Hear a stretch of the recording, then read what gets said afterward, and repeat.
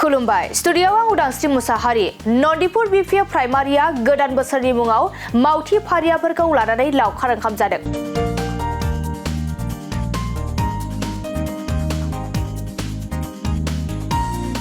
नंगौ 2025 मायथाइ जोबनाय लोगो लोगो गोजाम बोसोरखौ बिदाय होनानै गोदान बोसोर 2026 मायथाइखौ गासै बुहुमावनो गोबां सुबुंफोरा रंजा बाजायै बरायनायखौ नुनो मोननाय जादों।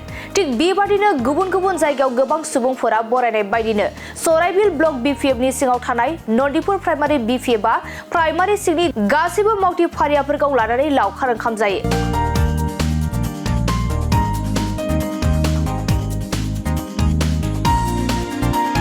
गोदान बोसोरखौ बरायनायनि मुङाव सराइबिल ब्लकनि अर्गेनाइजिं नेहाथारि करुवाना नार्जारी, भिसिडिसि मासिगिरि कजेन नार्जारी, नन्दिपुर प्राइमारि लाइमोन गांखंनि नेहाथारि राकेश बसुमतारी, टिसिएलसिसिनि मासिगिरि मनज नार्जारीजों लोगोसे गासैबो प्राइमारिनि मेम्बारफोरजों आरो गोबां सुबुंफोरा बे लावखार ओंखाम जानायाव बाहागो लादों।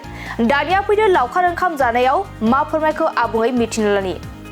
जोंनि नन्दिपुर प्राइमारिनिफ्राय अननाय आरो सिबिनाय जासिहरग्रोनाय थाबाय आरो बेजों लोगोसे दिनैनि जे जोंनि नन्दिपुर प्राइमारिनि जे पिकनिक जानाय बे पिकनिक जानायाव जाय बिथांमोनहा जोंखौ साहाय्य खालामदों बिथांमोननिसिमबो जोङो रोजा रोजा साबायखर बावहरनाय थाबाय। बांसिनै जों हामबाय होनदों जोंनि 5 नं सराइबिलनि मानगोनां इएम मृत्युन्जय नार्जारिया जोंनि बे दिनैनि प्रग्रामाव नांगौ बायदि जोंखौ हेफाजाब होनायनि थाखाय सारनिसिम जोङो रोजा रोजा साबायखर बावहरनाय थाबाय। जोङो नन्दिपुर प्राइमारिनिफ्राय जों बेखौनो जों खावलायहरो जेन' बे गोदान बोसोराव जों गासैबो बिटिसिनि रायजो राजाया मोनसे गोदान आसा, गोदान मिजिं, गोदान बरसाखौ लानानै जेन' जों मोजाङै सोलिलांनो हायो। बेबायदि बोर आरो आशीर्बादखौ जेन' जोंनो इसोर बा भगबाना जोंनो होयो बेखौ जोङो नन्दिपुर प्राइमारिनिफ्राय जानानै हामलायथि हरो। बे समाव जोबोद रंजानाय मोन्दों। माने गामाखालि बोसोरनिफ्राय देग्लाय साबसिन जादों।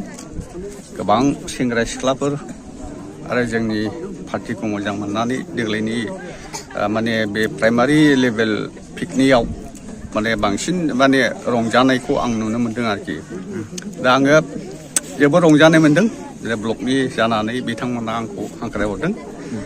दा जोंनि इएम सारनि अननायाव बेबायदि जोंनो मोनसे कमिउनिकेसनजों लोगोसे माने पिकनिक गोदान बोसोरनि थाखाय हामलायथि बावहरनायजों लोगोसे बेबायदि माने पिकनिकनि थाखाय मोनसे प्रजेक्ट खालामनानै जोङो हरनायनि थाखाय आं जोबोद जोंनि इएम सारखौ हामबाय होनदों आरो आङो जोबोद फैनानै रंजानाय मोन्दों आरोखि।